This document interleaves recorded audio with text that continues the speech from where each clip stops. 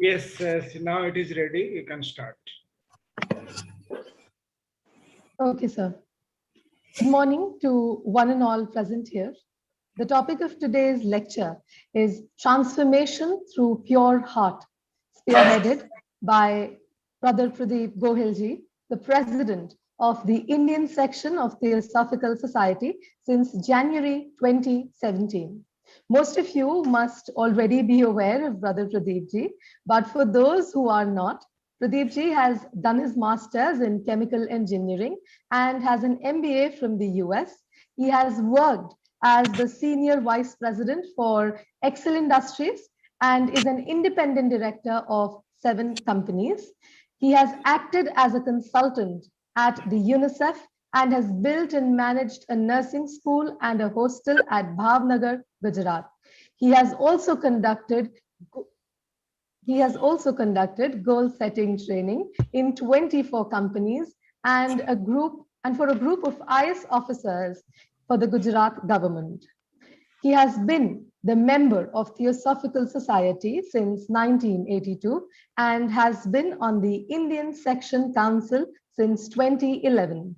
He has also been the member of General Council since 2017 and as well as the member of the International Executive Council since 2018. He has addressed most of the annual conferences of the Indian Federation, including a conference at Naarden in Netherlands, the World Conference of Theosophy at Singapore, and the Belgium section in Belgium. He has been a guiding force, a North Star for all the budding theosophists like me. I welcome Brother Pradeep ji to invoke the prayer and enlighten us by his profound knowledge. Brother Pradeep ji. Thank you very much, Shansi. I am always a little troubled because Pradeep ji somehow finds such good orators to introduce me, and then I am not able to match their oratory. But anyway, I will try. You are amazing, sir. Sir, there's no comparison. Thank you. Let us take a few moments before we start the prayer of silence. O hidden life, vibrant in every atom. O hidden light, shining in every creature. O hidden love, embracing all in oneness. May each who feels himself as one with thee know he is also one with every other.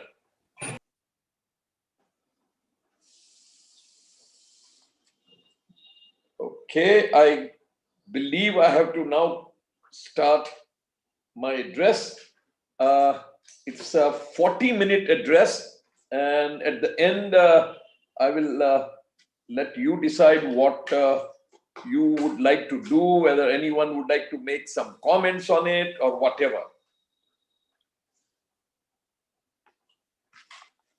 First of all, I would like to thank Pradeep ji for inviting me to this program of the Indian section and asking me to speak on a subject which I believe will make all of us thinking. I'll be speaking on transformation through pure heart. Let us start by clearly defining the 3 key words of my subject today. Transformation through pure heart. It will give us much better understanding. Firstly, transformation is a complete or major change in somebody's appearance, behavior, and way of life. The change in appearance refers more to the physical aspect of our life. For example, one can lose weight through proper diet and regular exercise. One can see that person to be slimmer than before. This is a physical transformation in the person. The more important transformation in a person's life is what is caused by a major change in behavior and one's way of life. An example of a major change in the way of life is when we start very loving practices and total honesty and truth in life. The transformation we will refer here has to do with the major inner change in the person and not his appearance. The word transformation first became popular during 1960s and 70s as the new wave of universal spirituality began to break for the New Agers. It was a word associated with spiritual awakening. In the ageless wisdom teaching, transformation is the process by which a human being becomes a spiritual being, an individual who comes to embody the divinity of the human soul. Secondly, the word pure refers to something having a homogeneous and uniform composition. For example, when a goldsmith says that the jewelry is made of pure 24-karat gold, he means to say that there are no impurities of other metals or any other material except gold in the composition of the jewelry. No part of that jewelry would have any other thing in it. It will be made of gold consistently in all its parts.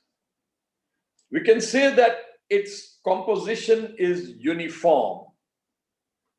Pure can also mean complete or absolute. Religious meaning of pure is free from sin. The origin of the word pure is a Greek word which carries with it the idea of cleanliness or purity in the sense we would commonly understand it. It means to be genuine, free from things that would adulterate something and make it impure. So, the concept of purity is similar to the concept of holiness. When we think of purity of heart, perhaps we think of someone whose motives are pure, who possess no guile or malice. It is a person without malice, treachery, or evil intent, honest and sincere, who is good-natured and may even be somewhat naive. Sympathy, empathy, and honesty are the three main qualities that a pure-hearted person possesses. But within the context of what we are saying, we are speaking about the heart of someone whose sins have been forgiven and whose heart has been made new, whose purity comes not from themselves, but from the presence of higher ones in their lives. Whenever I think of purity, I always think of milk. Just think about it. A tall, cool glass of clean, white, tasty milk. Its color testifies to its purity. Now you let someone or some foreign object fall into the milk, say a fly, and it becomes readily noticeable that this impurity has contaminated the entire container of milk. Nobody I know wants to drink milk that has had a fly in it. But let someone remove the fly, and once again the milk appears to be pure, although there are now things in it you cannot see, unseen contaminants that make it unpure. This is the problem with many people today. Their hearts have been contaminated by sins no one else can see, and thus they give the external impression of purity. But within them, there is sin that remains uncleansed and continue to contaminate their lives. Thirdly, the word heart in the context of our theme refers to a person's character. We can say that the heart is the place in the human body from where feelings and emotions are considered to come from. It is a seat of emotions and mind. The physical heart is located in a central place in the torso. The spiritual heart is located in between the lower self and the soul. Physical heart regulates the body, while the spiritual heart regulates the psyche. The physical heart nourishes the body by sending fresh, oxygenated blood to every cell and organ in the body. The spiritual heart nourishes the soul by radiating wisdom and light. So here, when the word heart is used, it should be understood as our spiritual nature and not the physical heart. Hence, the heart is essentially the same as our spirit, and in practical terms, it refers to our will. To call it spirit is to refer to it as non-bodily personal power. To call it heart is to emphasize that it is central and sensitive. To call it will is to say that it has the power of choice or the ability to originate a course of action. So we are essentially asking God to transform us in one area when we pray with the words, "Create in me a pure heart, O God, and renew a steadfast spirit within me. Grant me a willing spirit to sustain me." The heart, with its intentions in the eternal core of our being, and the precious part of us that distinguished us, creatures made in God's image. Only God and human beings have a spirit. It is only with our heart that we can genuinely love and worship. And this is why our praise and service means nothing if they don't come from our heart.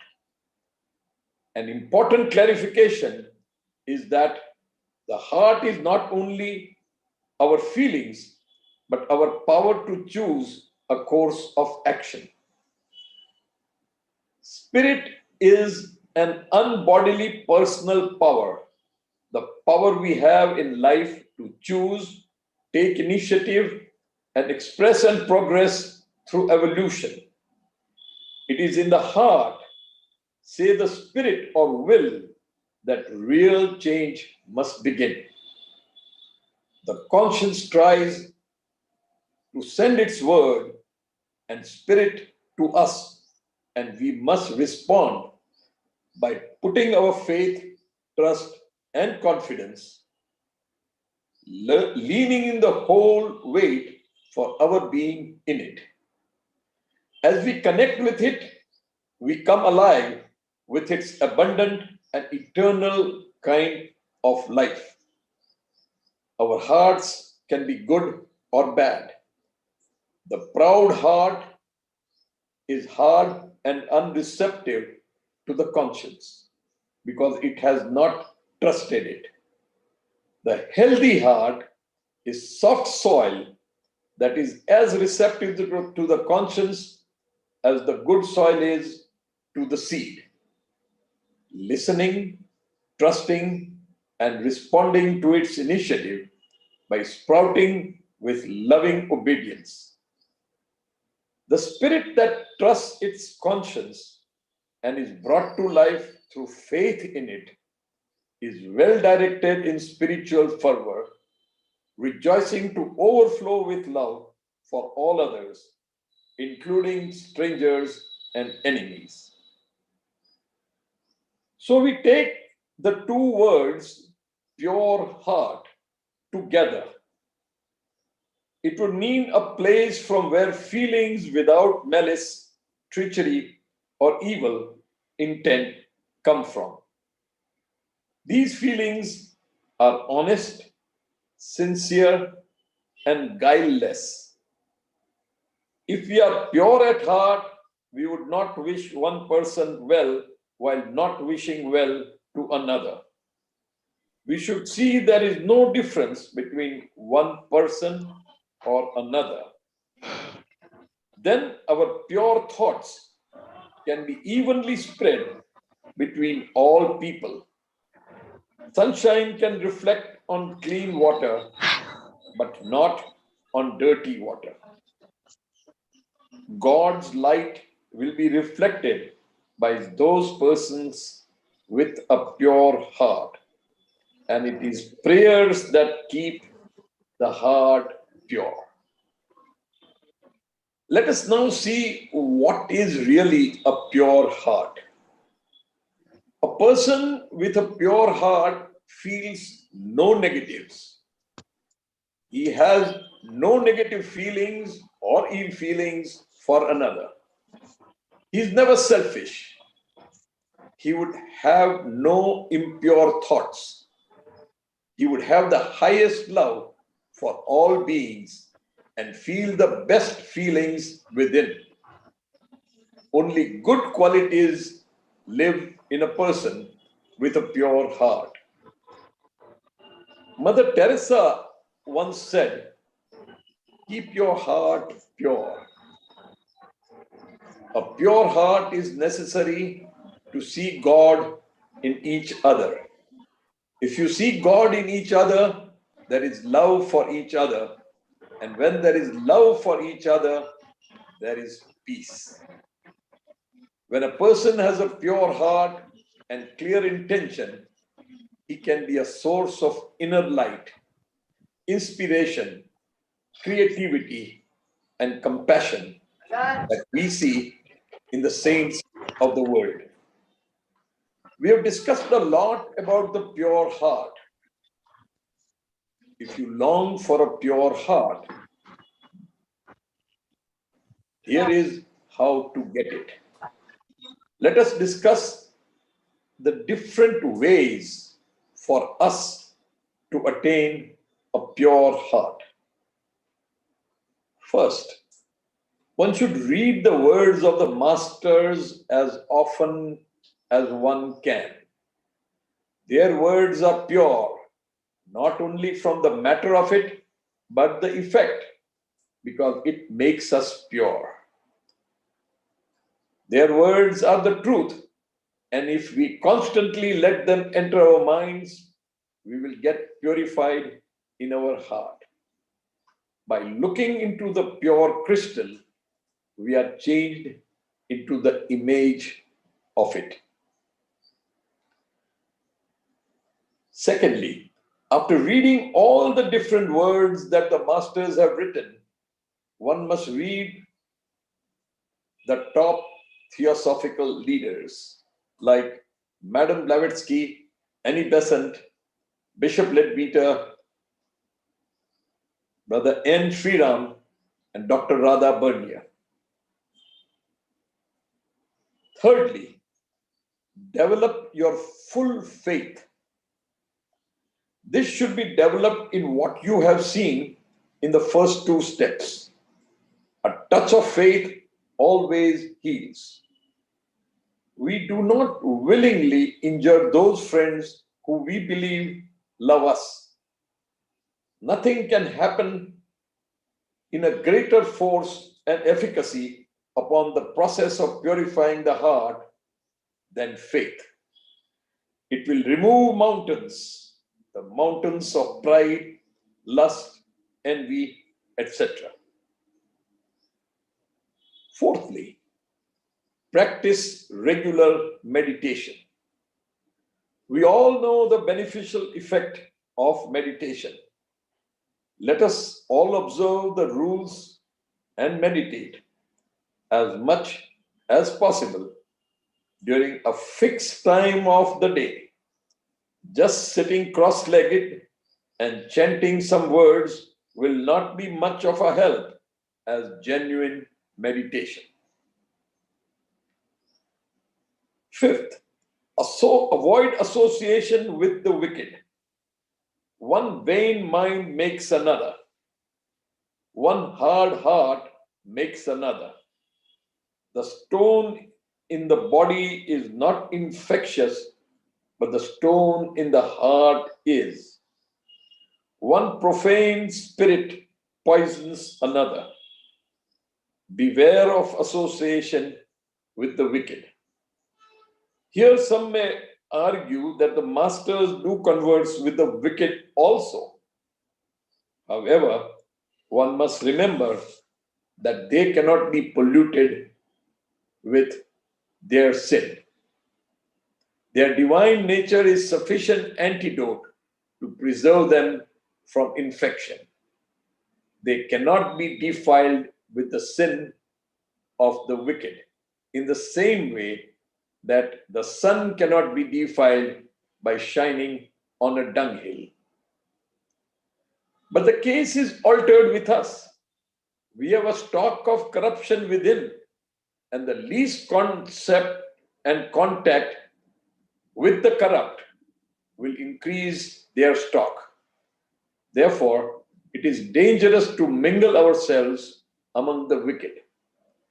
If we want the purity of our heart, let us shun their association. He that would preserve his garment clean avoids the dirt. Remember, even fresh water running over a bed of salt will taste brackish. Sixth, if one wants to be pure, walk with them that are pure. As the communion of the saints in our creed, so it should be in our company. There is a proverb in English that says that he that walketh with me, the wise, shall be wise, and he that walketh with the pure shall be pure. The saints are like a bed of spices. By intermixing ourselves with them, we shall partake of their savoriness. Association begets assimilation. Sometimes God blesses good society to the conversion of others. Seventh, wait at the posts of wisdom's doors. When you wait at the doors of wisdom, you are in very good ambience. That ambience helps you develop the faith, which is one way to attain a pure heart. For example, one often goes to a very nice restaurant where the ambience is really nice. It is this ambience that develops a faith in one that the food served in the restaurant will be very tasty and good.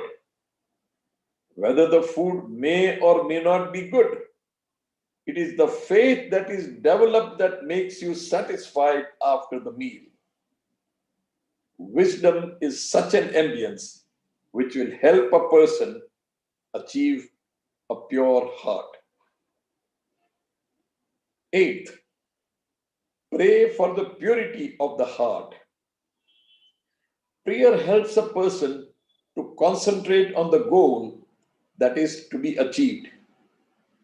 When one concentrates on a goal, one remains focused on the work that has to be done to achieve it. This helps the person ultimately to achieve the goal. If purity of the heart is one such goal, then prayer is an important step in achieving it. Theosophists are well aware of the prayer written by Madame Blavatsky, on which she had put great emphasis, and which says, a clean life, an open mind, a pure heart. So a prayer is definitely a way to achieve a pure heart. Unfortunately, in the world today, most people pray for full purses rather than pure hearts. It is because they don't understand the importance of a pure heart in going up the steps to the temple of divine wisdom. The word heart has its origin from the Greek word cardia, from which we get our word cardiac. Every culture has some internal organ which it considers the emotional, spiritual, and mental center of a person. In the theosophic culture, we speak of the heart as being that center. We say, I love you with all my heart. Or we say, let us go to the heart of the matter. It is our way of talking about the very center of a person's emotions, thoughts, or essence. This is exactly how the heart is employed in scripture.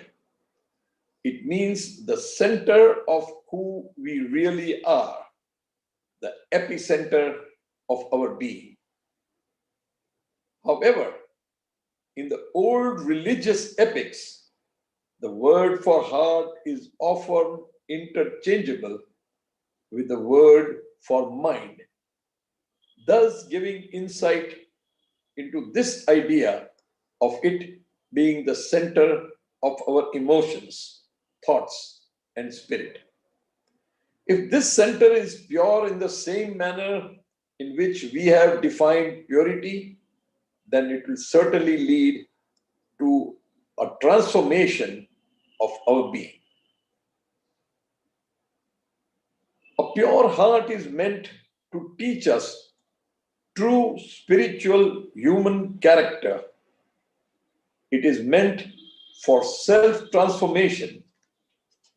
It is meant to transform anxiety into peace, arrogance into humility, envy into compassion, to awaken the pure soul in man and his love for divine.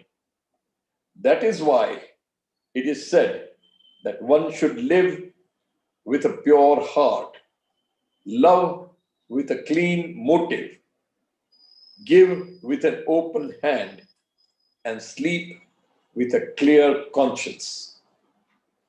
A pure heart, positive thinking, and sweet dialect are enough to transform a person to a higher plane and help in his evolution.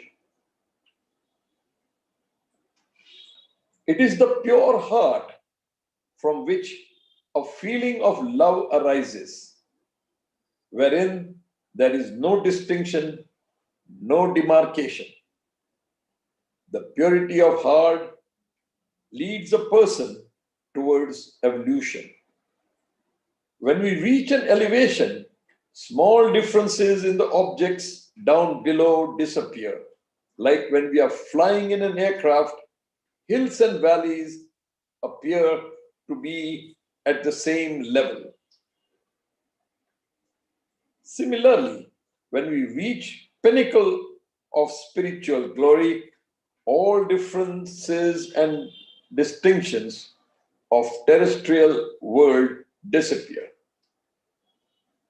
Spiritual ignorance is the cause of all sorrows and sufferings in the world. There is only one way to eradicate sorrow and establish enduring peace and happiness. This is to instill knowledge of inner self, that we all are divine beings and interconnected. We have to experience the wholeness of life.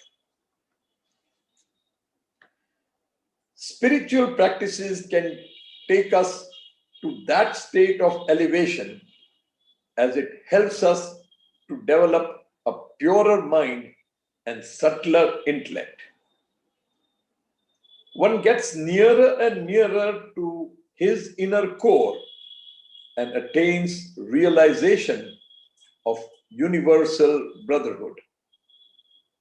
It is only through spiritual practices that we come to realize that we are all same, the oneness of life.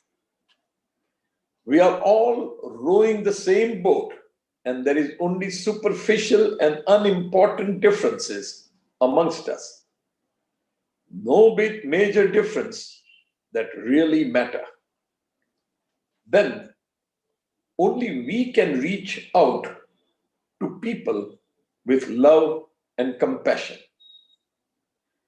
Because of a pure heart, we become humble and respectful. Without such purification, there is a danger of falling prey to one's ego while serving. And this is a very important thing when number of office bearers to a big organization are serving. It really counts for nothing when we extend help with egoist attitude. The hallmark of a pure heart is the love it extends for others. For this to happen, one must curb our selfishness, vanity, greed, and passion.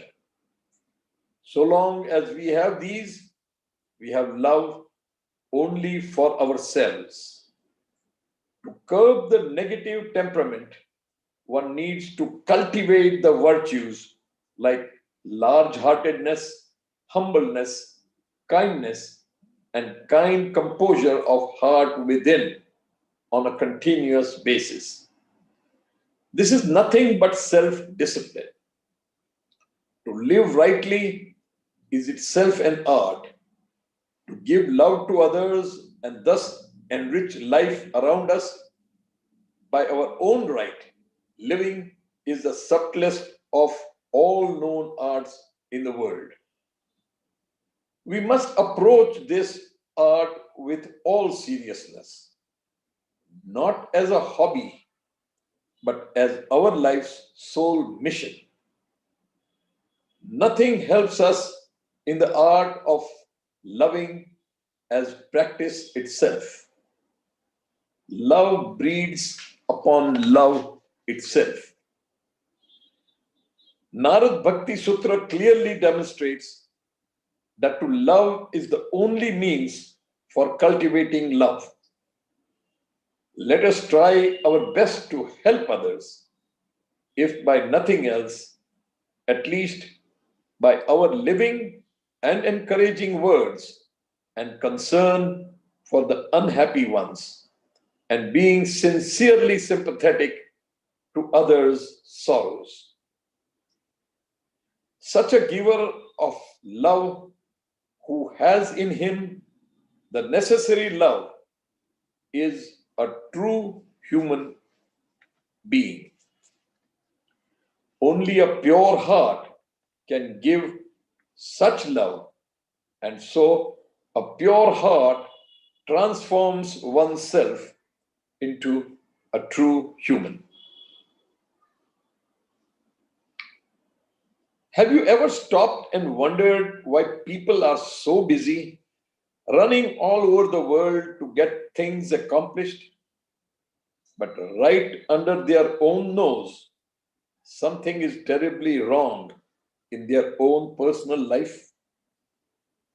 Have you ever wondered why people have attitudinal and behavioral problems and they are also struggling with lying, stealing, gossiping, envy, selfishness, anger, fear, jealousy, addictions, hatred, and so on?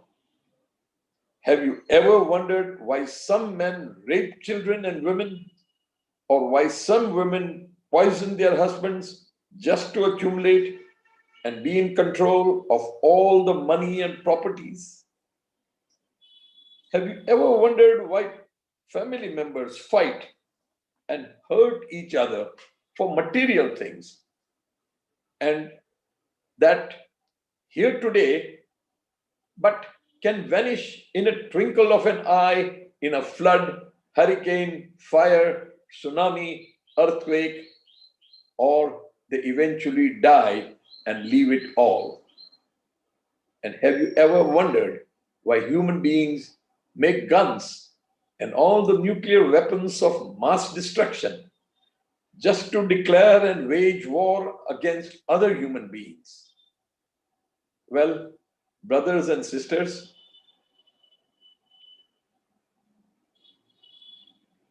all this happens because human beings do not have a pure heart. If they would have practiced even some of the ways to develop a pure heart, and if they would have only partially succeeded in it, most of the negative things just mentioned would never happen. Without love and a pure heart, no matter how hard we try to fix things on our own, we will keep going round the same old wilderness, valleys, and mountains over and over again. On a daily basis, we lay a lot of emphasis on money issues, political things, war issues, development issues, social issues, and all other issues, but never on love issues or issues of developing a pure heart. Let us all step on our brakes for a minute to ponder on why we are all out there chasing after one thing or the other, while deep down we are hurting and incomplete.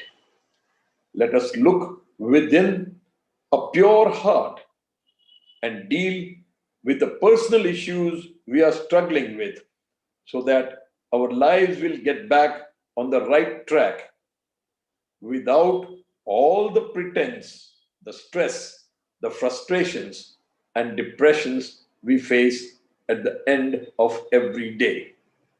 It is the pretense that causes the stress and the frustrations. The struggles that we have within cannot be resolved by war, politics, drugs, alcohol, money, power, worldly luxuries, or any other thing that we are chasing after out there, but by unconditional love and pure heart. We can suppress our personal issues and pretend that all is well, but sooner or later, the condition of our heart will expose us through our negative attitudes and behavior toward life and each other. We need to recognize and resolve our personal issues for the benefit of ourselves, our family members, our community, our country, and our human race. And we should not look anywhere else but within, deep in our hearts. Let us stop the finger pointing, the name calling, and the blame games and deal with our individual hearts first. The problem with our attitudes and behaviors has nothing to do with the influence of the West, but within. Our hearts need to be healed. And while our hearts are thus being purified, being filled and restored with no other substitute but unconditional love, then we can smoothly go through transformation after resolving all the other issues with divine help. Everything we do from then on will be based on genuine love for everyone with a pure heart and without any selfish motives. We would then have achieved the transformation that we are all seeking. We must always remember that we did not create ourselves and the universe did not create itself and us either. Therefore, we need to put everything aside and call on our Creator to help us out of all the merry-go-rounds once and for all. Then we need to surrender and open our hearts to Him so that He could perform a spiritual surgery to remove our stony hearts and replace them with hearts of love. As soon as our precious hearts start to heal, the way we see ourselves and things will automatically change. Our thought patterns will change. Our feelings and emotions will change. Our attitudes and behaviors will change. Our negative actions against each other will change. And eventually, our lives and environment will be transformed too. Only a pure heart can transform a negative attitude and behavior into a positive attitude and behavior. This transformation will never happen if the condition of the heart is not pure. A broken and hurting heart will never transmit positive energy to the other organs of the soul that affects the whole being and our attitudes. The conditions of our hearts, whether good or bad, determines how the way we think, and our thinking process determines our feelings and emotions for everything we perceive, which in turn determines our attitudes, behaviors, and actions towards each other and life as a whole. Whatever we are deep in our hearts is what we manifest in our day-to-day dealings with people. We cherish money and things more than the human beings who carry the most priceless treasures on earth, all because of the conditions of our hearts and the way our sinful minds have been programmed to operate for ages. The real war of good and evil always starts in the fragile human mind because of the negative issues in the heart. That is why the earlier we deal with the negative issues in our heart, the better will be our thoughts, emotions, attitudes, behaviors, and actions will change towards each other. The manifestations of one bad heart doesn't only destroy our life, but a whole nation and beyond. Teenage pregnancy, prostitution, violence, abortion, rape, global climate change, epidemics, terrorism, unemployment, and all the other problems in the world are manifestations of the condition of the human heart. Nothing at all but a pure heart is what is going to take to change our mindsets and our attitudes for better and healthy relationships in our lives. God is an awesome creator whose love for us is unconditional. He cannot be a positive and optimistic God and at the same time create people with bad hearts and negative attitudes. He will never force us to obey Him and give up our selfish will for His perfect will for our lives. But that is why He gave us common sense to help us know that just as we willingly chose to turn away, so also we should willingly choose to come back and be victors instead of victims of our choices. Let us all open our hearts for God's supernatural healing power to heal and empower our hearts to transmit positive energy into our thoughts, feelings, emotions, will, conscience, minds, attitudes, behaviors, and actions.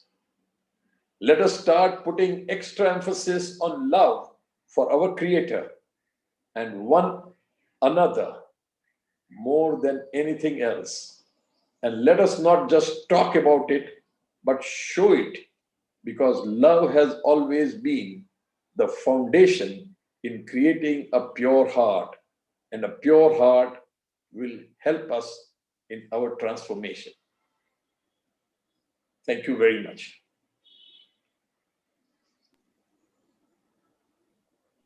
Thank you, sir. I would like to say that the session was completely illuminating, and sir, you are truly a storehouse of immense knowledge. I feel honored to have shared this screen space with a dignitary and a luminary of your lives. Now I would request the participants to add comments or to ask questions, if any.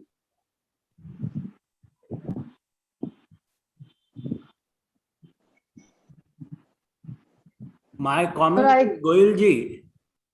Yes, Shinde ji. My comment is only pure heart can speak so much. What you have given us is only a pure heart can give. And I am very much thankful for whole wonderful things, thoughts you have given on pure heart. It is the indication of your own pure heart. Thank you. Thank you, Shinde ji. You always are a very positive person. And so I should take your comments with a little bit of pinch of salt, because you motivate people by making them look better than they are. Very nice of you, Shinde ji. Thank you.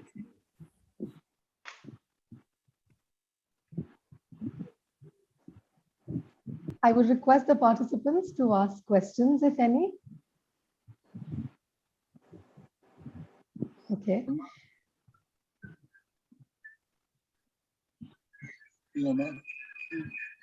Gohil ji, pranam. Yes. Very extensive, deep, and X-rayed essay and talk. Bring him from your heart. I don't want to add any more comment, but Yes. you have to think, feel, do, and help with heart. Heart in Sanskrit means hrid. That means in the very depth of your being, that's a place where the oneness or the wholeness presides. And we have to go deep and deeper into the Atma Nivedanam, that is offering yourself, so that you don't distinguish between one another. And you are speaking about meditation. Our own invocation is a beautiful stanza for meditate. Oh, hidden life, vibrant in every atom. Oh, hidden life, shining in every creature. Oh, hidden love, embracing all in oneness. May each who feels himself know he is also one with the other. When that goes every day in deep, that is the most, that is why I say that is the Theosophic mantra. It's not a simple prayer to the beginning or end. It is a, I always say, how can you be a practical theosophy? To meditate and think and work on these 5 sentences before you study and listen. Thank you. Wonderful talk. Thank you. After a long time, I'm here hearing you and seeing you. I am full of health, no problem at all. Anyhow, everybody undergoes, as you say. Thank you, Mr. Raghavan, for the kind words again. I agree with you fully that one must think, feel, and do. The doing is very important. You may not all get it right at the first trial, but you must keep at it. And I'm sure ultimately you will succeed. So I agree with your thoughts and I appreciate what you said. Goel sir, thank you for your illuminating speech, sir. Thank you. Thank you. Hello. Hello. Yes, please go ahead. I am Ramesh Dolia from Ahmedabad, sir. Yes, Ramesh ji, how are you? I remember I last saw you in Nice, sir. I was Varanasi. very happy to hear your talk. It will certainly inspire that at least if not fully, we must try, start a beginning for a pure heart. I think someday it will give boosting that we can go ahead on that line. That certainly has prayed for us. Thank you. Thank you. Very true. You rightly said this. And I think this is the big thing that people have to be careful of. They Yes. cannot say that we've got this mantra and now let us try it and then become very unhappy because it has not worked. You have to keep on at it, be persistent with it. Then you will be able to achieve it. Certainly, sir. Yeah.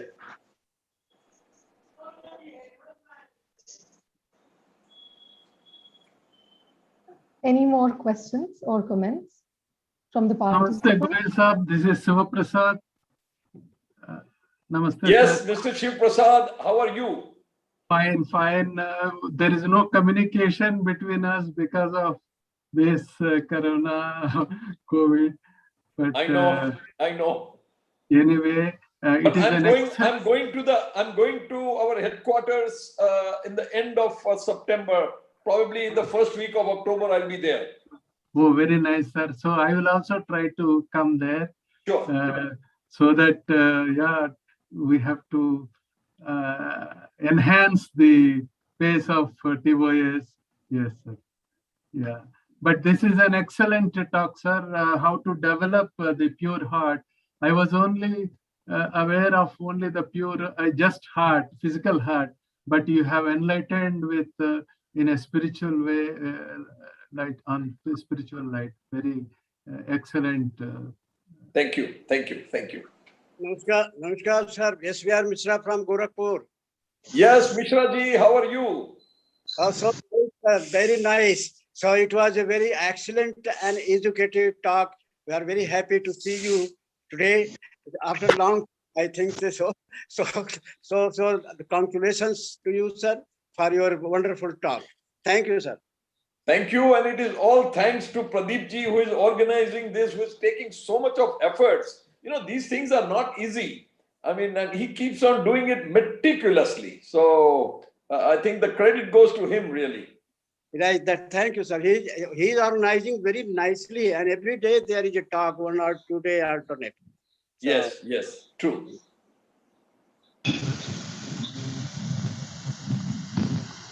Thank you, sir. Thank you. Guwahati, sir. Guwahati, Assam. Yes, please go ahead. Thank you for this ennobling speech. Sir, I want to ask something. May I, sir? Please go ahead. I'll try to answer. I cannot guarantee I will get the right answer, but I will definitely answer. You have mentioned about the physical heart and the spiritual heart. And you said the spiritual heart lies in between the lower nature and the soul. Has it something to do with the antakaran? Has it something to do with? Antakaran. That is Antakaran. Yes, I want to know that only. Absolutely. Very true. I think, it's a different word in a different language, but very true. That's the place where the two will meet. Yes. Antakaran is the right word. That's right. Thank you, sir, very much. You're welcome. Pradeep ji, we are not able to get your views and all this because you are doing all the organizing and hence you are not participating. We know you can be a very good participant, so it will be always nice to hear your comments. No, sir, your speech was very nice. Not that, something added that you can, I'm sure, give. Yes, sir. The pure heart is right. That is the main thing in a human being. True. And as Arunima ji spoken, that antakarana within that is the link between a higher and a lower triangle. So the more and we by this purity will expand our that antakarana, it will become the both triangle, both lower and higher become one, and our consciousness will be expanded more and more. Very good. That is the purity of heart. Not that physical heart, but the purity of heart lies within our consciousness, within our own heart. That is the center of each human being. If we reach there at the particular center of our heart, that means you are reaching at the center of the universe, and many things Blavatsky had told to us. So if we reach there, you will realize our oneness of life, you will become the Jivan Mukta, etc. Many things are there.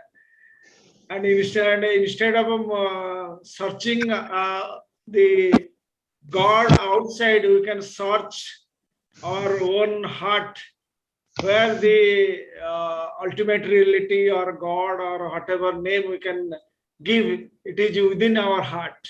The more we purified, more we that is the consciousness will be expanded, and we will reach the stage of perfection. That is the center of each human being. That is the center of heart. That's all yours. But you have given a very tremendous, very excellent speech, and everybody has appreciated. And also, Shreyasi also moderated very well. Thank you. Thank you, sir. sir. Thank you so much, sir. Hello, Pradeep ji. Yes, sir. नमस्कार. Namaskar. Glad to see you, sir. बहुत दिनों के बाद आपको देख रहे हैं, और आपका आज का जो लेक्चर था प्योर हार्ट के ऊपर, ये तो एक सेंटर अपना स्टडी का मेन गोल है कि दिन ब दिन हम अपने आप को कितना प्योर कर सके. बहुत अच्छा और बहुत ही प्रेरणादायी आपका स्पीच था. Thank you very much. Thank you, sir. Thank you. Thank you for your kind words.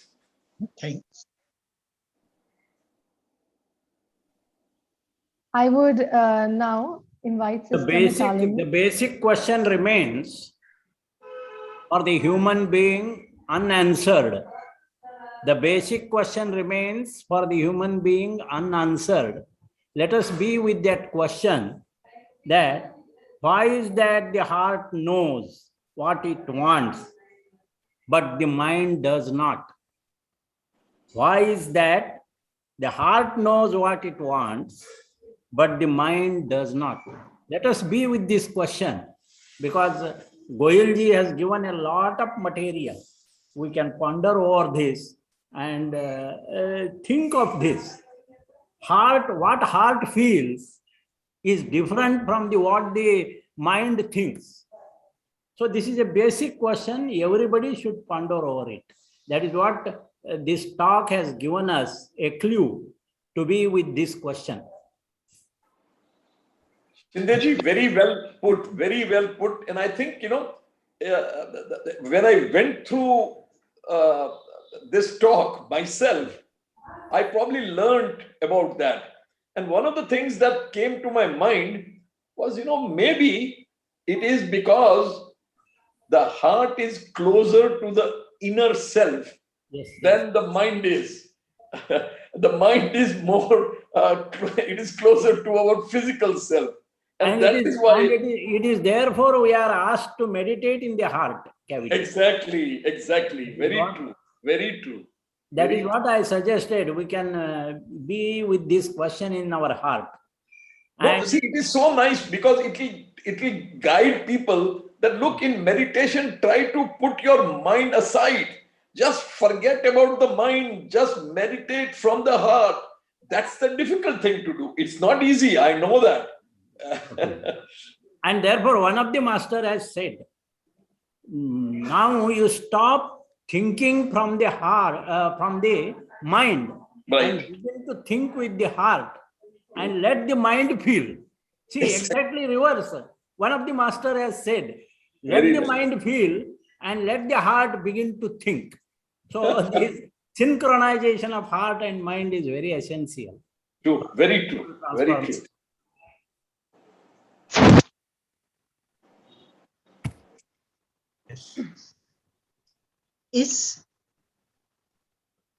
May I ask a question? Please go ahead. Yeah. Is the spiritual heart at the solar plexus? Is the spiritual heart at the solar plexus? Solar plexus. See, Srena's from, I don't know. Oh yes, Shahnaz, I understand that. Well, that's a tough one to answer. She wrote in chat box. That is solar plexus, something like that. Cervical plexus. I'm not very familiar with that. Cervical plexus. Is the chakra at the near the heart? It is between the heart and the between the heart and the navel. That is correct. That I agree with you that the chakra is over there. But your earlier question, I don't think I am in a position to be able to give you a proper answer, because it's best to say that, well, I'm not very aware, rather than to say something, just murmur a few words. It's a good question, and maybe somebody like Mr. Shinde or someone can, or Mr. Hariharan can. Oh, yeah, it is. I may say, it is not solar plexus. See, when we are asked to meditate in the heart, it is a heart chakra. And by meditating in the heart, we raise our consciousness to the throat chakra. So what we are telling, this antakarana, is this throat chakra where there is space. And this space connects the spiritual, that is pineal gland, etc. So it is not the solar chakra, but it is the throat chakra. Throat chakra, yes. Okay. Vishuddhi. Yes. Antakarana is there. Okay. Very nice, Mr. Shinde. Thank you for helping. Thank you. Yeah. Hello, can it be said Anahat chakra? Anahat. Anahat is at the heart. Yes. And we have to meditate in that chakra. Yes.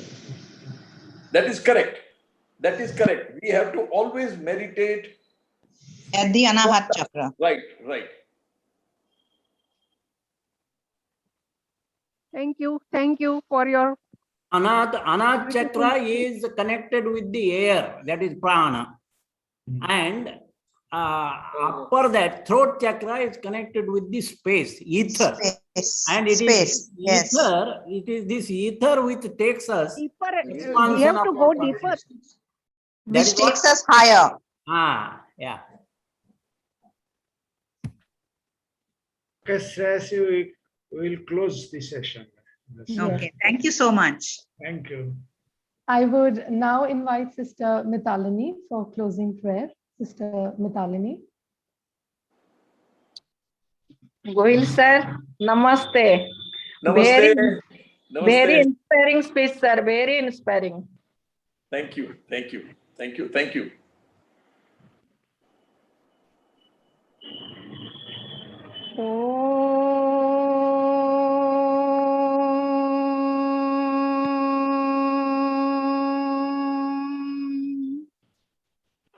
Asato ma sadgamaya tamasu ma jyotirgamaya mrityurma amrutam gamaya sarve bhavantu sukhinah sarve santu niramaya सर्वे प्राणि पश्यन्तु मा कश्चित् दुःखभाग् भवेत्।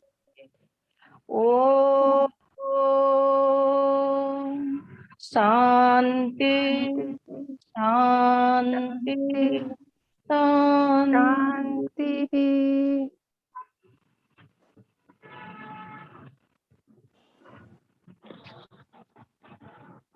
Thank you to one and all present here. Thank you, Pradeep ji, for such an enlightening didactic. We would now close the session.